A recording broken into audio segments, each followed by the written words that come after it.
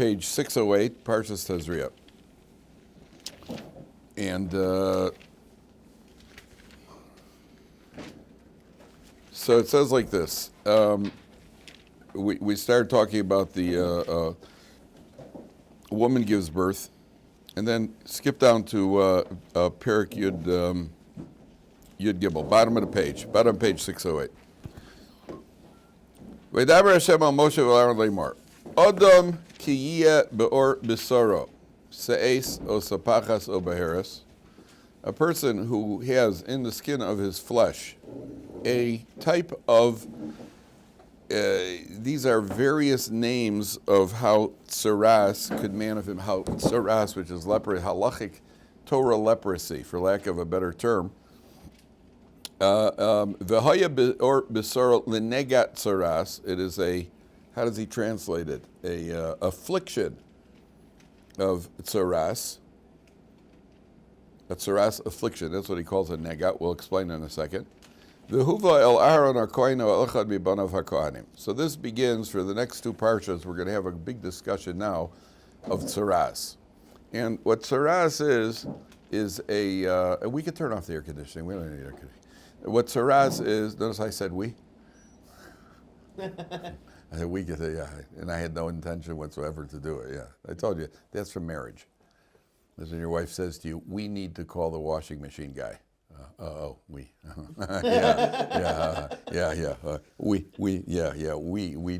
We need to buy a new couch. We. So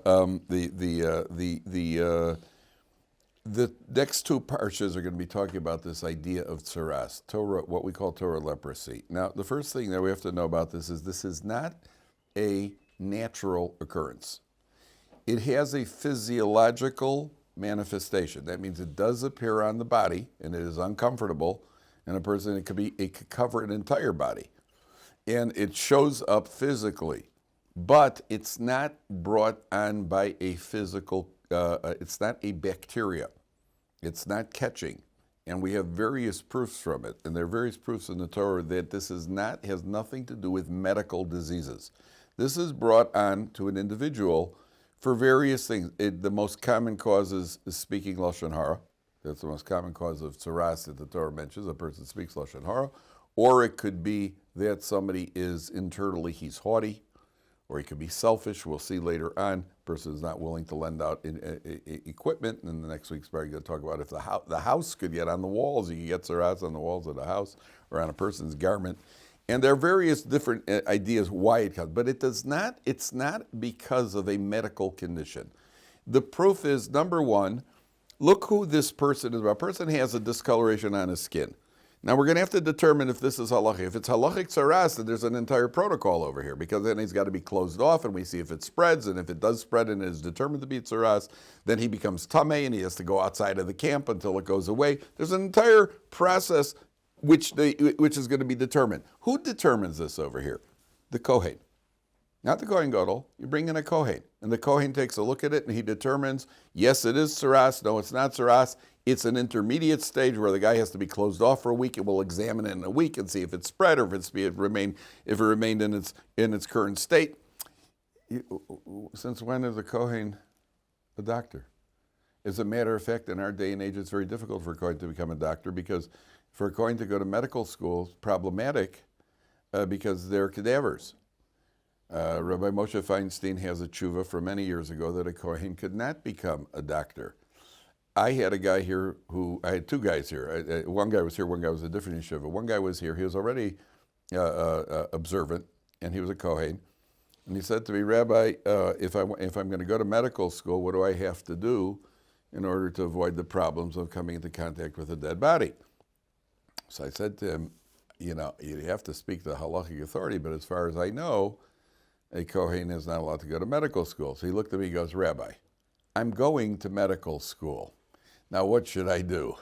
So I sent him to the halachic authority. See, with a non-Jewish body, it's less severe, because if you're under the same roof as a non-Jewish body, it's not as much of a problem being with the Jewish body. Jewish body is a higher level of impurity. Jewish body is a higher level of impurity. Non-Jewish body is coming into making physical contact. I mean, it's obviously there are many complex halachas over here. the reason a Jewish body, I mean, you would think the opposite, right? Why is a Jewish body, a Jew who has died, his body is the highest form of tumah, more higher level than a non-Jew who's died. You would think just the opposite, no? And his body, a Jewish body has died, is a much higher level of tumah than a dead dog. I mean, you'd think the opposite, right? So why, what's the logic there? What do you say? His body is like a vessel that contains energy. So when the man is died, it's like deep empty vessel. While like excellent, very, very, very good. A Jewish, the higher the level of kedusha. So when the kedusha leaves, because the person has died, so then there's what you call an empty vessel. Now, Kabbalistically, what that means is the forces of impurity. The forces of impurity are drawn to the forces of kedusha. So they immediately occupy that vacuum. Again, this is an oversimplification of concepts which I myself don't know what I'm talking about, but that's basically how it's described, and therefore that's the highest level of tumah. So a Kohen, later on I had another guy who wanted to go to medical school who was a Kohen, and I told him that was problematic, but he had somebody spoke to Reb Dovid Feinstein, who was Reb Moshe Feinstein's son, who was the biggest posek in America, and he said that the facts on the ground in the medical schools have changed, where nowadays I think that they don't even use cadavers, or they don't always use cadavers because they use dummies for whatever whatever the medical treatment, the medical education is. Could be there are fewer cadavers because the crime rate in New York has gone down. But whatever the reason is, they used to get bodies from India, by the way. Those were many bodies were brought in from India. There are spare bodies there. And so whatever the case is, so a Kohen is certainly not a doctor, number one. Number two, the Torah says the Kohen doesn't inspect the folds. He takes a look. He doesn't go unfolding the skin to see how deep it's penetrated. He just takes a look from the surface. Now, if you're talking about a bacterial disease, the first thing you do is you open up the folds. What kind of business? Number three, you don't inspect the person on the holidays. I mean, if a guy's sick, if he's got catching bacterial disease, you inspect him anytime, day or night. And not only that, on the holidays, you had crowds of people. It's the most time that a bacterial infection would be most contagious and most people would be vulnerable to when you have crowds of people in Yerushalayim coming up for the regel, for the holiday. No, you don't inspect over there. And not only that, somebody who gets married, maybe. Yeah, if it's possible to ask him if it's or just close the doors. Yeah. Thank you, Shai. A chassan, somebody gets married, so you don't inspect him during the 7 days of celebration. A guy's got a disease, you don't inspect him because he's got to celebrate. He says, no, we postpone it till afterwards. We'll see in the Torah. So it's not before anything else, we're not talking about a bacterial medical illness. We're talking about something that a person has brought about on himself through his misbehavior, but it does have a physical and uncomfortable physical manifestation, number one. Number two, look at that word nega. It's called a nega tzoras. Adam ki yeh be'or b'saro seiso sopachas v'hoya be'or b'saro l'nega tzoras. It's called, the ArtScroll translates nega as an affliction. Why is it called, what is this word nega? What's the Hebrew word that it's related to? Oneg. Oneg is pleasure. The last thing nobody's going to tell you that tzoras is, oh, good, my favorite, tzoras. No, it's not an oneg. What's that? Negia, which is to touch. Yes. What's the connection? Why is a nega called, what's the connection between the word nega and nogea? What's the connection between nega and nogea? You've been touched by God. To touch is a very specific point. You touch is very specific. You've been touched by God, meaning that you have now experienced what we call hashgacha pratis, Hashem's divine intervention in the running of the world. A guy speaks lashon hara, and the next thing you know, uh-oh, Rachel, I got a problem over here. Better call the Kohen. Yeah, well, how did that happen? Because he spoke? Because he's haughty? And all of a sudden, there's a physical manner. That's evidence of God's presence in this world. Now, let's go to a medrash. There's a medrash that says like this. A very, very intriguing medrash. And you'll see that there's a lot more depth to it than what you think. Rabbi Yossi ben Chalafta was a Tana. He once met a Roman noblewoman. And this Roman noblewoman said to him, your God created the world in 6 days. What's he been doing since then? Rabbi Yossi ben Chalafta said he's been mizaveg zivugim, matchmaking. Bas ploni leploni, ben ploni leploni. So that's what God's been doing since then. She said to him, that's not so hard, I could do that too. She called 1,000 of her maidservants and 1,000 of her slaves. She said, you marry him, you marry her, you marry him, you marry her. She sent them home. They came back the next day, the Medrash says they were bruised and battered. Dain mocha tavira, dain mocha petzia, dain ragla tavira. This guy came back with a fractured skull, this one with a broken leg. I always wondered why the terminology in the Medrash is male. The men's got all cracked. Dain is masculine form. I guess the women beat up the men in those days, a bunch of wimps. Whatever it was, they came back fractured skulls, fractured arms. I can't stand him, I can't stand her. And she said to Rabbi Yosef Chalafta, I guess your God is more impressive than you have an impressive God over there, that he can match, he could actually set up people on matchmaking. So the question becomes, what kind of silly conversation was that? What has God been doing since he created the world? Oh, well, Wednesday he golfs. Thursday's tsunami day.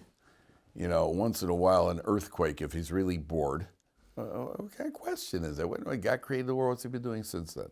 And in Rabbi Yossi ben Chalafta, I understand a Roman noblewoman is maybe immature, but Rabbi Yossi ben Chalafta is a Tana. What's he getting? He's getting drawn into that kind of argument with her?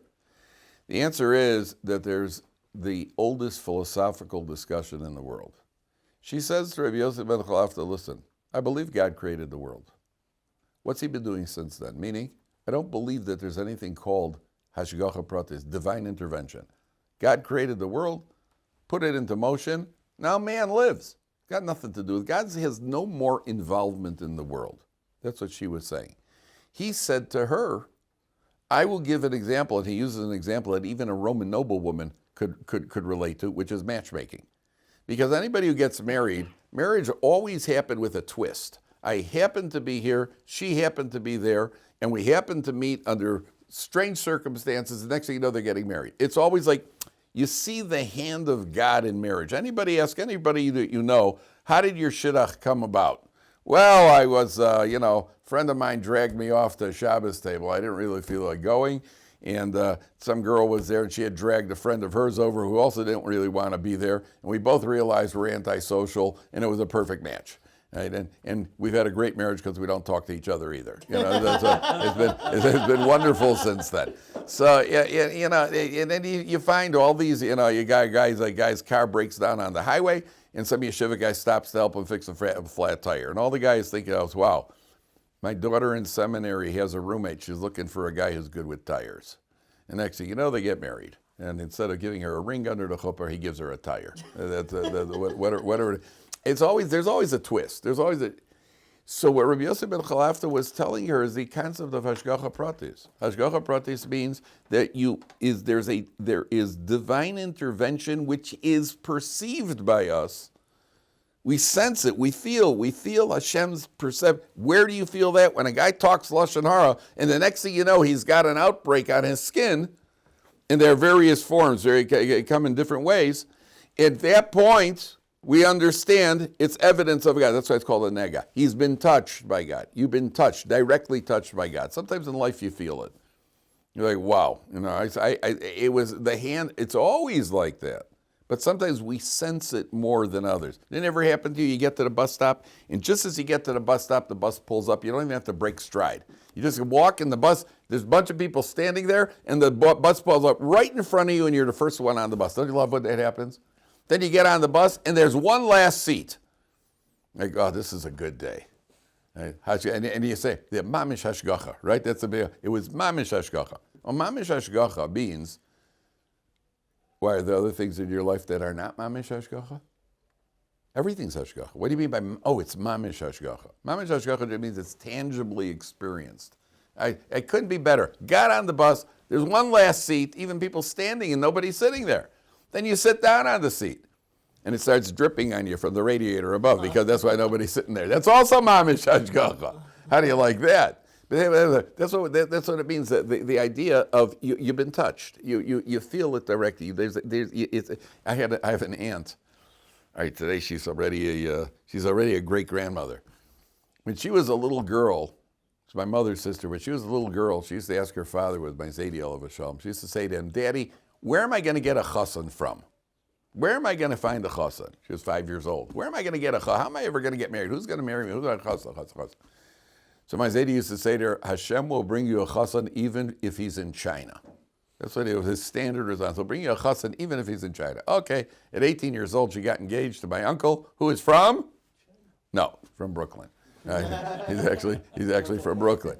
But his father was with the Mir Yeshiva in Shanghai, when the Mir Yeshiva was in Shanghai. And my uncle was the last baby born in Shanghai before they came to America. So she got her chassan from China, right? Made in China. And they have 9 kids. One's named Wang, Yang, Li. Right? So that was their okay. So that's the first thing that Torah tells you is that it's a nega. Number 1. Number 2 says Adam ki yeh be'or b'sara. Now this expression Adam, when a man has a affliction in his flesh, and it uses the expression Adam. Now this is very telling expression. Adam, the Gemara says, Atem kruyim Adam.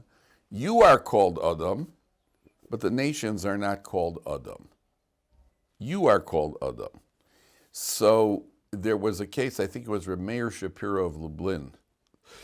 The famous Daf Yomi Reb Meir Shapiro of Lublin.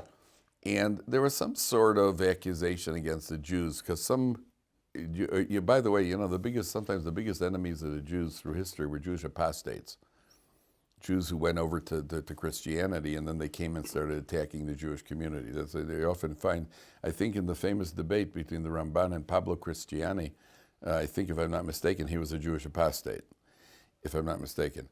And is that accurate? He was. I think Pablo Cristiani was an apostate, and they have often been the worst enemies of the Jews. And somebody brought this pasuk up, where Meir Shapiro, I forgot who was in front of one of the rulers in Europe, and they called in Rabbi Meir Shapiro, said, "Hey, that Gemara says on the word Adam, you're called Adam, and the Goyim aren't called Adam. How come you're looking down at us?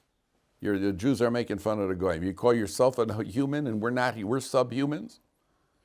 So Meir Shapiro, is he sharp? He was so sharp. It was around the time of the famous Mendel Bayless blood libel.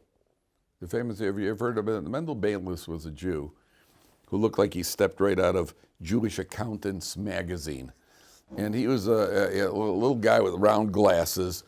And he was accused, the oldest accusation in history, he was accused of a blood libel, that he killed a Christian child. They found a dead Christian child.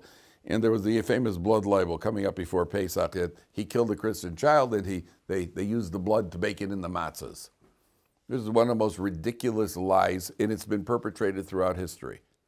And by the way, you know what the source of it is?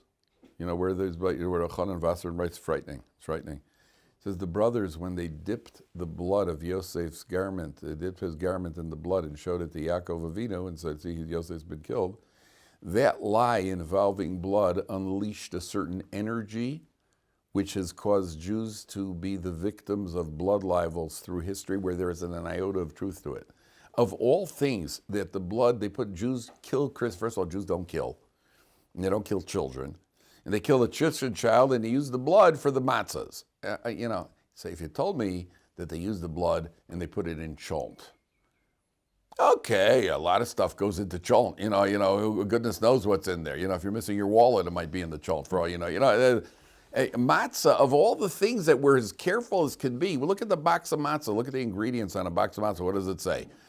Flour, water. That's what it says on a box of matzah. So it's a ridiculous accusation. Now, Mendel Bayless was accused of in this blood libel, and the Jewish world rose up to their people from all over the place. Oh, my goodness, how could this be? So on and so forth. So when Rabbi Meir Shapiro was called in, he'd say his defense of this pasuk, of that statement in the Gemara, that Atem kruyim Adam, you're called Adam, but the Goyim are not called Adam. So Rabbi Meir Shapiro said there's nothing over here that is derogatory towards the Goyim. There's no insult towards the Goyim, because the Goyim are called Ish, Anoshim, they're people.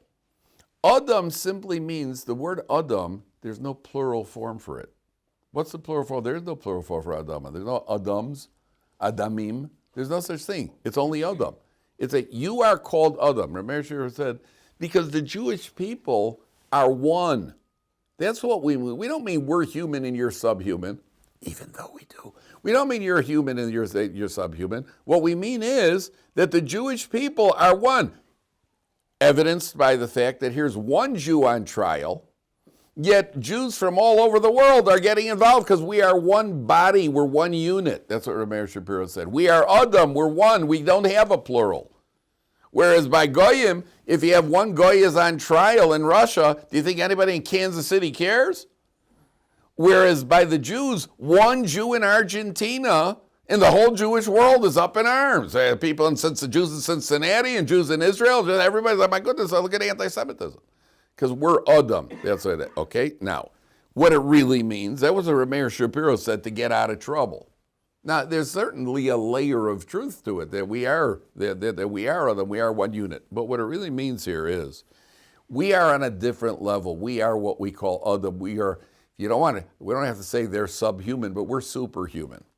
And what that means is like this, and I think you guys have experienced this. Have you ever had a situation where, and I've heard this from many different people. When I was secular, I went wherever I went. I did clubs, university campuses, and seeing inappropriate things never really bothered me. I'm trying to protect my eyes and not look at things. And every once in a while, when I see something, it just rattles me.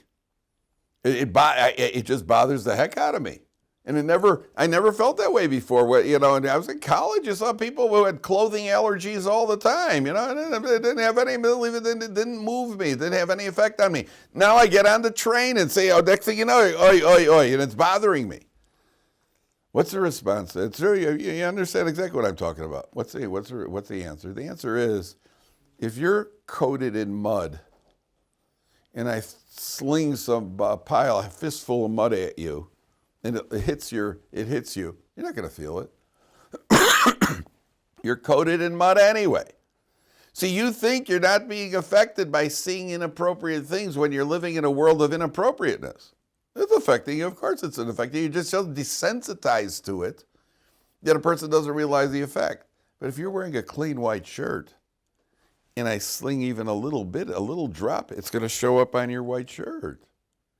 A person who's working on guarding his eyes and he's doing the best he can, then when he sees something inappropriate, of course he's become bored. It's a sign that we've improved. If a person's bothered by seeing it and it's playing games with his head, that means he's on a higher level, not a lower level, because he's become sensitized to it. You understand? Very, very important concept, because people are bothered by this all the time. In the old days, nothing bothered me. Now I'm trying to be good, and the next thing you know, I feel like I'm a lowlife. No, to the contrary, you were always a lowlife. You were a lower lowlife than you could imagine. But now you're a high life, and therefore something that. Okay, that's why it says Adam. There is no tzaras by Goyim. There's no tzaras by Goyim. Why? It's only Adam ki or b'sar. Only Jews get the tzaras. Why? Because when you're on such a high spiritual level, then a slight misdeed, like speaking lashon hara, just one sentence, next thing you know, at your level of, again, I don't like using the word kedusha, because kedusha sounds like holiness. Holy gives it to my holy. But we're on such a high spiritual level. That means we're working hard in life. We're working on ourselves. I don't like spiritual level either. Also, it makes it sound like we're too spiritual. About the only spirits we should be involved with is whiskey. No. Spirituality is too, like, it sounds like it's too out there. We're working on ourselves, and a person's working on himself. Ooh, there's a misdeed. Ooh, you got touched by God. He did you a favor. Keep you back in line. Push you back in line. At your level, you shouldn't have done that. That's, by the way, when you're raising children, if a kid steps out of line, the best thing, unless you're angry and you just blow up, but the best way to talk to kids, let's say your son eats something that didn't have the best texture. I'm upset that he knows we don't eat that hechsher. You see, a boy like you doesn't eat that. So you've picked him up. While you're criticizing, a boy like you doesn't do it. A boy like you doesn't glue his sister to the wall. A boy like you doesn't pull that stunt with the noodles. A boy like you doesn't do it. You got to maintain your composure, and you got to have the presence of mind. Usually, it's enough to really seriously rattle you, but you have to. If you could you want to build them up. A boy like you doesn't do that. That's how you talk to it. A boy like you doesn't do that. That's the my kids, by the way, when it comes to Sherim, because the kids, sometimes they come. A friend gave them a candy, so my kids would come into the house. They'd say, "Daddy, do we eat this hechsher?" What would you? Let's say you don't. How would you respond to your kid? Your kid comes in, "Daddy, do we eat this hechsher?" What would you say? Imagine it's your kid. You have an 11-year-old kid comes in, "Daddy, do we eat this hechsher?" What would you say? Well done for asking me. Huh? Well done for asking me. Very good. First thing is, I'm glad you asked. What I used to say to my kids, if it was really a bad hechsher, like something totally non-reliable, so you have to say it's not a reliable hechsher. Let's say it's not non-reliable, but it's not what I consider the level the standard that I maintain. So what I used to say to my kids is, when the kids, "Daddy, let's say, I personally don't eat it. What you do, I don't know." Yeah, but I said to my kid, I'd say, "Well, I don't eat that hechsher. What you do, I don't know." That's what you have to decide. No, but do we? My kids say, "Yeah, but do we eat this hechsher?" I say, "I told you, I don't eat this hechsher." That way, if a kid doesn't eat it, he's making that decision. Then he can't come back to you and say, "Daddy, you never let me eat anything. You never let me do anything." Can't come back. I said, "I don't eat it. What you do is up to you." Then the kid is making his own decision. He's more surely with it. My kids never got it. It's interesting, because every time I did that, the kids didn't eat it. The kids didn't eat it. They wouldn't eat it. It's interesting. And if I say to them, we don't eat it. Oh, then you get it, especially girls. Then you're going to get the argument. So I say, I don't know. I personally don't eat it. What were you going to say, Azu? No. Okay. Initially, when you said higher spiritual level, you used to prefer the word elevated. Elevated, like in terms of not holy, but elevated. An elevated level. Yeah, we're on an elevated. That's a good word. It's a good word. Elevated level. Okay, that is the first. Okay, now, where are we here? Okay, so he's brought to the Kohen, or one of the sons is Kohen. Third line, page 610. V'roa Kohen es hanegeb or abosar. Now the Kohen is gonna the Torah is gonna describe various forms of what could happen, and it gets very, very, what do you call it? It gets very very technical over here. But I want you to look at Pasuk Vav. I think it's Pasuk Vav. Where is it? Okay, so one of the ideas here, why is he brought to the Kohen? Why specifically to the Kohen? Anybody got an idea? Why specifically? Why is the Kohen the guy who gets involved with the tzaras? Kohen has higher spiritual standards, so he can Elevated, not spiritual. We said elevated, didn't we? Yeah. Oh, that felt good. yeah. An elevated Kohen's got an elevated spiritual. Okay, that's true. What does tzaras come from? What did we think comes mostly for lashon hara? What does lashon hara do? It causes a lot of animosity, like a lot of fighting. What was Aaron's famous trait? He's the oiv shalom v'rodef shalom. He's the peacemaker. So it's specifically the Kohen and the descendants of the Kohen who are the ones who are going to be involved in examining this tzaras. Number one. Number two, why the body? Why is that the punishment? This is, again, a fundamental concept here when it comes to tzaras. Why does it hit the body? Why does it attack the body? So I saw a very interesting approach. One of the Meforshim says, when a person puts too much emphasis, what is our primary purpose in life? Is to grow as a human being. The difference between a human being and an animal is what? Intellect. What's that? Intellect. ability to speak. Intellect, yeah. Oh, intellect, which is manifest in ability to speak for some people. For some people, not always. Yeah, it's a dangerous. What do you call it? But theoretically, human beings speak. We spoke about this yesterday. Human beings speak. Animals don't speak. They communicate. They don't speak. The Gemara says Adam le'amal yulad. Man was made to toil. Which toil, the Gemara says? Torah. Using your mouth to learn Torah and speak Torah. A person who gets sidetracked, you get involved in the pursuits of this world. That means a person, a human being who should know better. We're meant to use the ability of speech. And this is a guy who gets involved in the physical material world, which is really a body pursuit. So that means that the reason that you've misused your speech, you've been sidetracked by your body.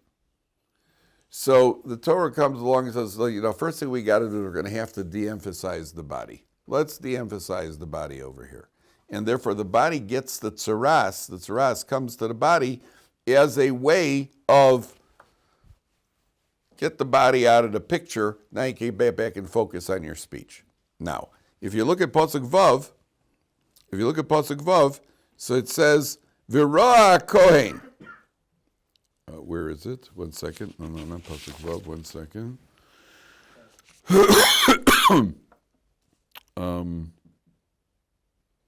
Where is it? No, just 1 second. Oh yeah, no, Pasuk Vav. V'ra Kohen also b'yom hashvi'i shenis.